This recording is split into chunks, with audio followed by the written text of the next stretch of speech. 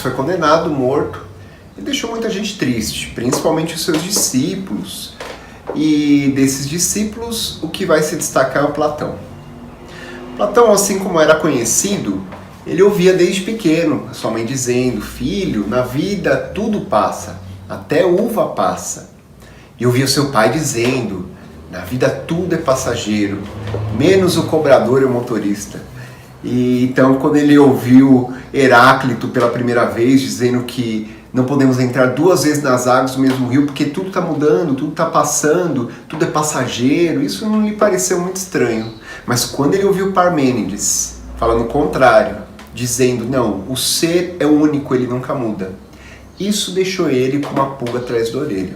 Isso fez com que ele começasse a pensar coisas do tipo: será que tem algo no mundo que realmente não passa, como esse ser que o Parmênides diz? Será que tem algo que não muda?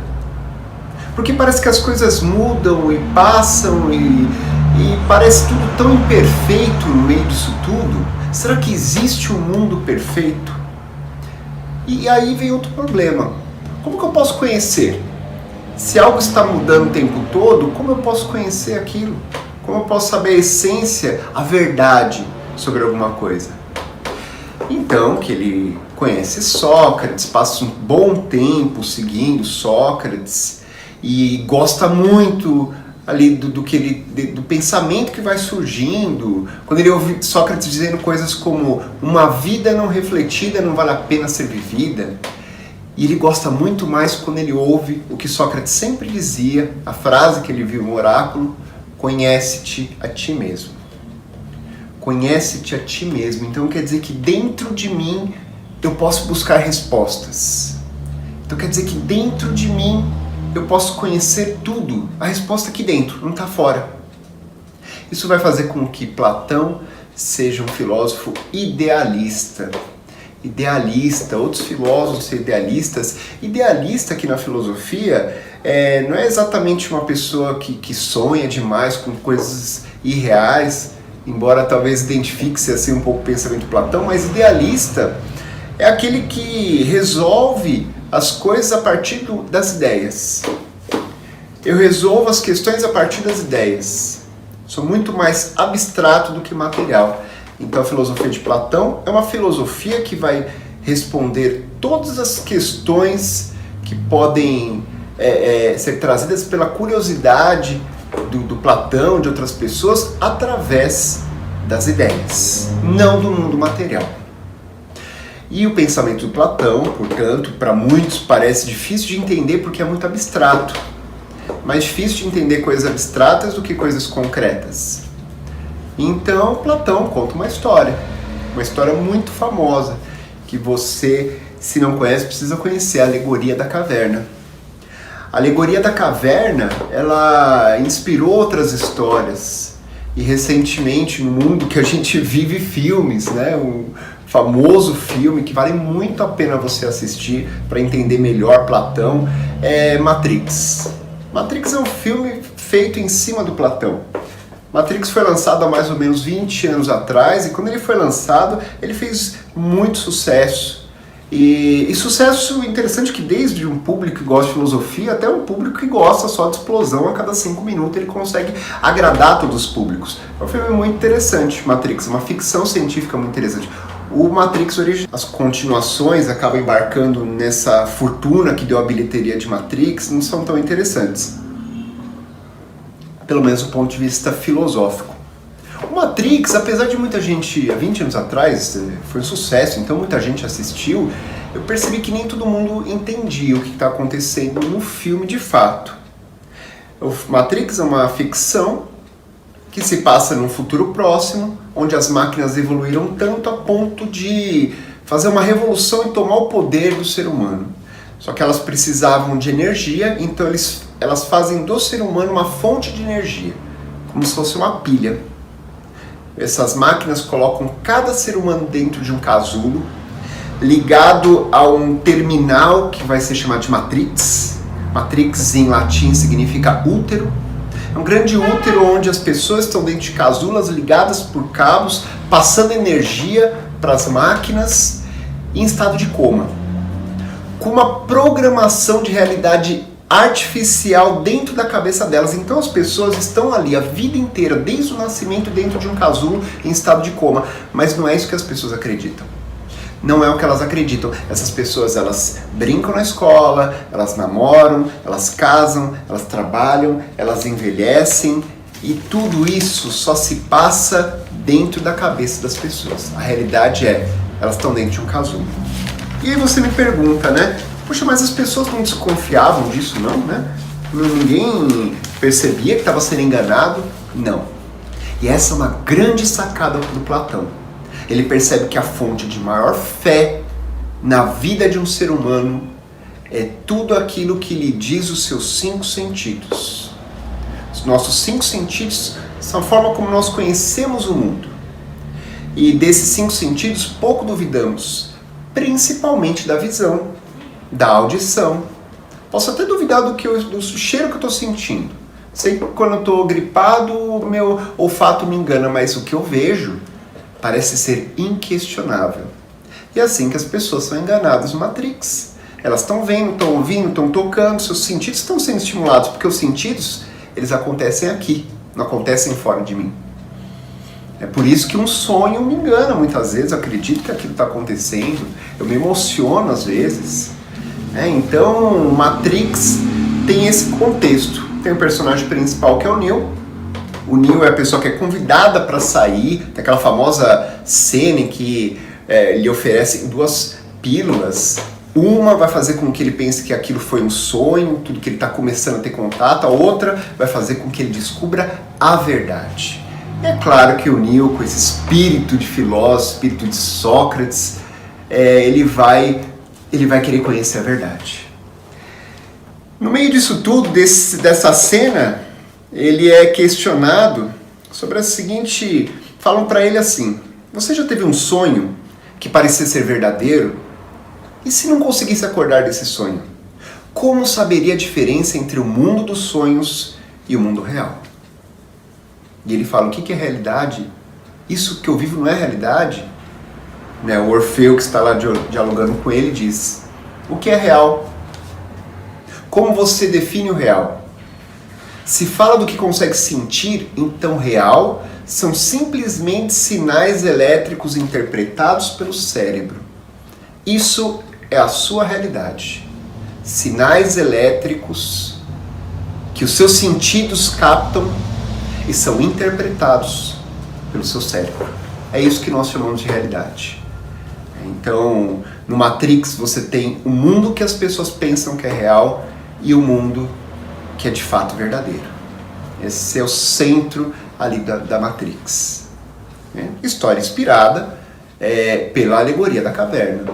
A alegoria da caverna é uma história que o Platão conta quando ele pensa assim, poxa, tá difícil para algumas pessoas entender o que eu estou dizendo, é tão abstrato assim o que eu estou dizendo, porque o Platão, diferente de Sócrates, ele tem suas teses, tem uma tese central que ele tenta interpretar o mundo, e ele fala, pô, mas tá tão difícil entender o que eu estou falando, então eu vou contar uma historinha, uma alegoria. Alguns chamam de mito da caverna, não gosto da palavra mito porque nós já vimos mito num outro sentido, Aqui Platão não está querendo convencer de ninguém uma história, mas é uma alegoria, uma história que você conta sem fundo de realidade, como uma ficção científica, mas que tem você quer explicar algo, tem um fundo da história ali, alguma ideia você quer transmitir através dessa história. A alegoria da caverna então narra a história de algumas pessoas que foram aprisionadas no interior de uma caverna subterrânea, de frente para um paredão que ficava ao fundo dessa caverna, mais ou menos na posição que você fica quando vai ao cinema,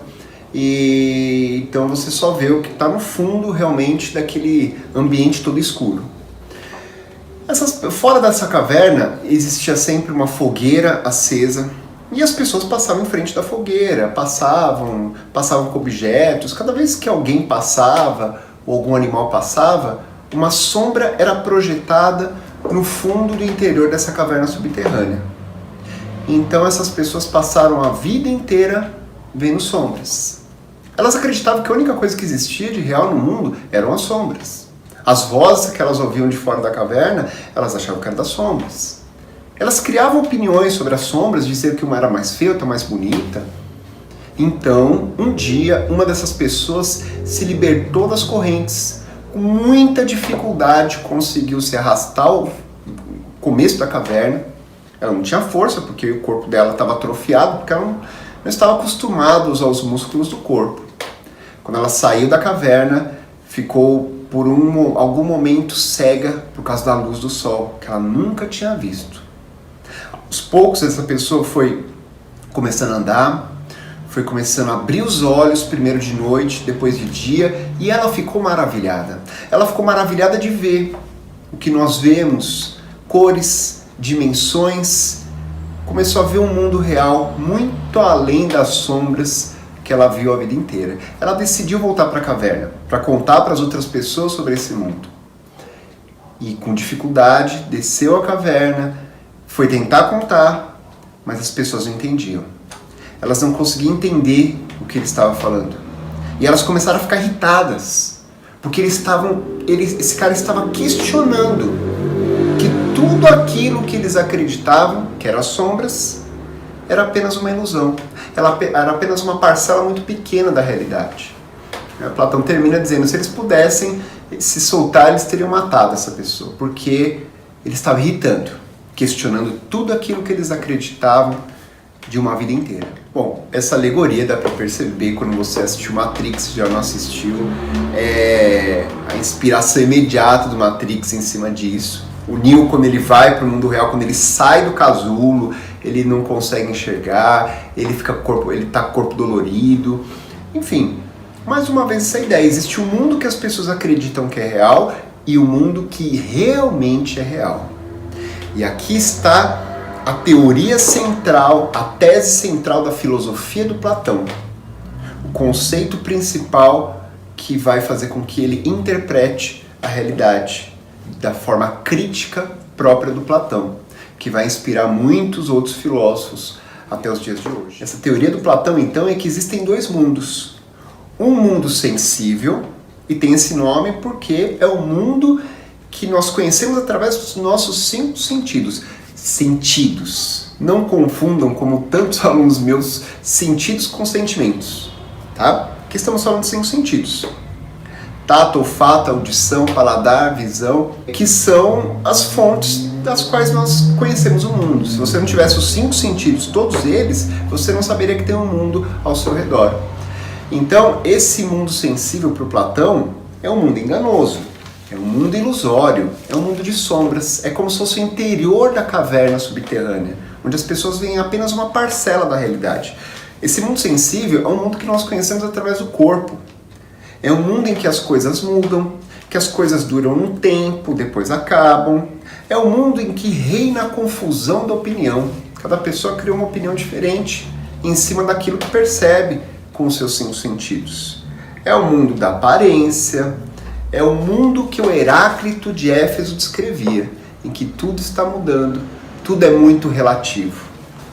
Platão dizia, mas esse é um mundo que você vê apenas uma parcela da realidade. Existe outro mundo, o mundo das ideias. Também conhecido como realidade inteligível, mundo inteligível, porque é o mundo que você conhece através da sua razão. Não é um mundo que você conhece através dos seus sentidos, então não é com o corpo que eu vou conhecer, é com a alma.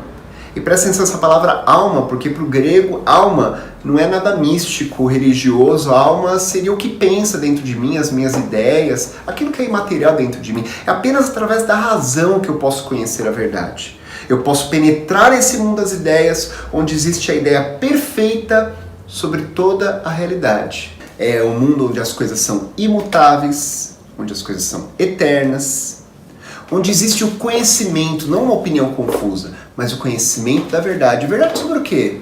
Sobre qualquer coisa. Sobre o que Sócrates queria saber conversando com as pessoas na rua. A verdade sobre o que é a coragem, a verdade sobre o que é o bem e o mal, a verdade sobre o que é a virtude, a verdade sobre o que é a felicidade, a verdade sobre o que é o ser humano.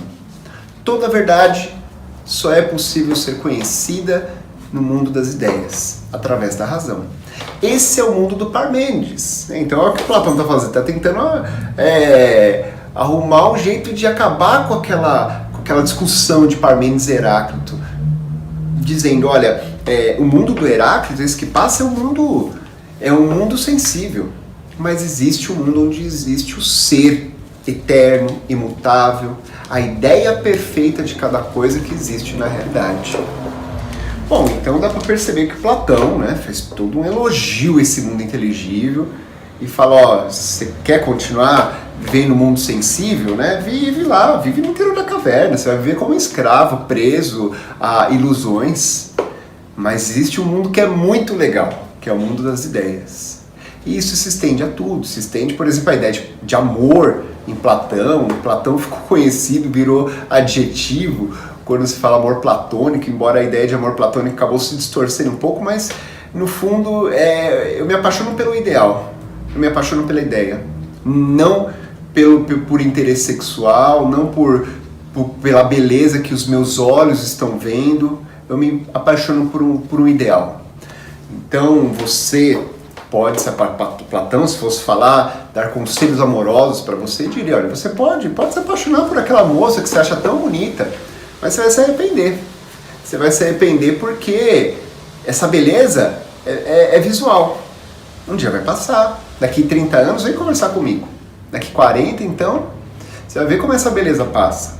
Essa beleza, ela vai embora. Você deve se apaixonar, então, pela alma da pessoa, pela essência dela, pela ideia de beleza que existe dentro dela. O Platão ele propõe então um método para o melhor uso da razão para alcançar a verdade, que é a dialética.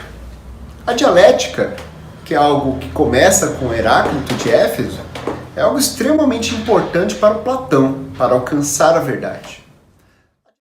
Dialética é contraposição de ideias diferentes, de opostos, que nesse confronto geram um terceiro elemento, uma síntese, que seria o melhor desses dois. Então, no Platão, essa dialética se dá através do discurso. Eu converso com uma pessoa em que eu tenho uma ideia. Essa pessoa tem uma ideia contrária à minha. Então, é como Platão chama, eu tenho uma tese, eu acredito em algo. Essa pessoa tem uma antítese, uma tese contrária. Vamos então conversar, é o que Sócrates fazia. Mas no diálogo eu não vou tentar convencer as pessoas como os sofistas faziam. A ideia não é convencer, a ideia é alcançar a verdade. Lembra que o filósofo ele é apaixonado pela verdade. Ele não é como o sofista que é vaidoso, tenta apenas defender sua opinião, mostrar para os outros que a opinião dele é melhor do que os outros. Não, o filósofo ele se flexibiliza diante de alguma ideia mais forte, de uma razão maior. Então essa conversa muito humilde entre duas pessoas, que é a dialética que o Platão está propondo, essa conversa, as pessoas vão tentar chegar num terceiro ponto, que é uma nova ideia, uma síntese. Não vai ser nem a minha tese, nem a antítese da pessoa com qual estou conversando, mas vai ser o melhor das nossas duas ideias, uma síntese. Ou seja, estamos usando a razão juntos. E talvez possamos assim encontrar a verdade.